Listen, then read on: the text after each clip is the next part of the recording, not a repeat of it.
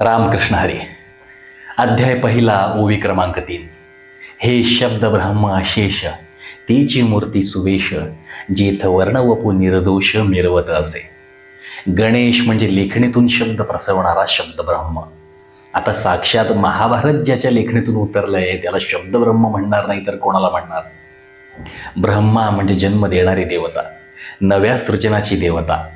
त्या दृष्टीने पाहू गेलो तर गणेशाच्या अतिशय सुंदर वळणदार मोत्यासारख्या शब्दातून महाभारताची अक्षर उमटली आणि म्हणून माऊलींनी त्याच्यासाठी इतका सुंदर शब्द वापरला, शब्द ब्रह्म.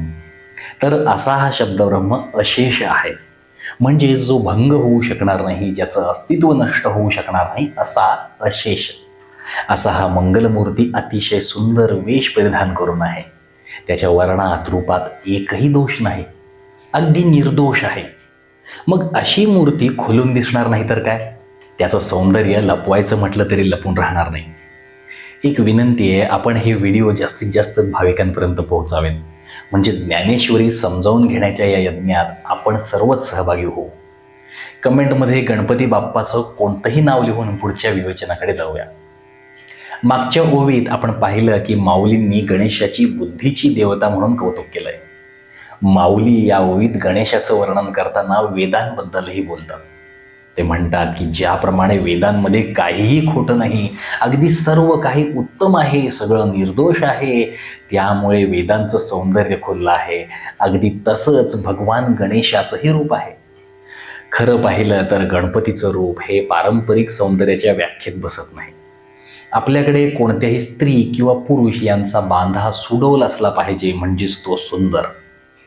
शिवाय नाकी डोळी ती व्यक्ती छान असली पाहिजे, असा एक दंडक आहे. या चष्म्यातून आपल्यासारख्या मानवांसाठी सौंदर्य म्हणून पाहिलं जातं.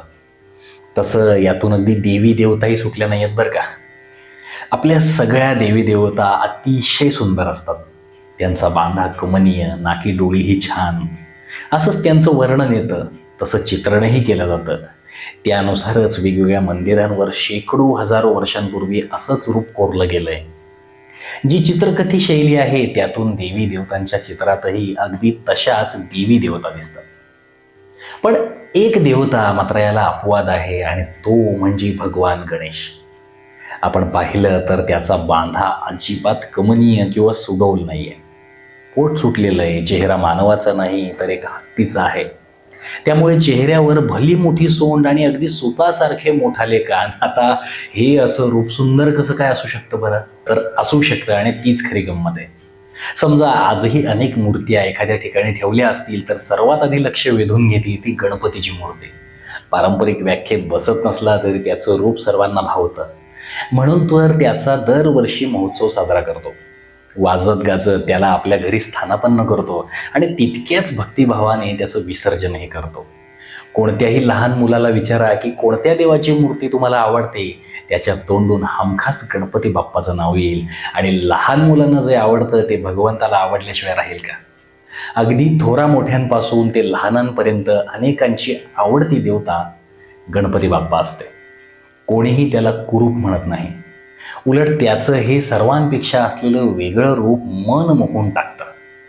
म्हणूनच माऊलींनाही त्याच्या रूपात कोणताही दोष दिसत नाही, आणि म्हणूनच गणेशाला वेदासारखी उपमा माऊली देतात. आज थांबूयात. पुढच्या व्हिडिओतून आपण पहिल्या अध्यायातली 4थी ओवी समजून घ्यायचा प्रयत्न करणार आहोत. आपल्याला ही माहिती आवडली असेल तर तसं कमेंटमध्ये लिहून सांगा. इतरांनाही हा व्हिडिओ शेअर करा, आणि हो, चॅनल सबस्क्राईब करायला मात्र विसरू नका. रामकृष्ण हरी.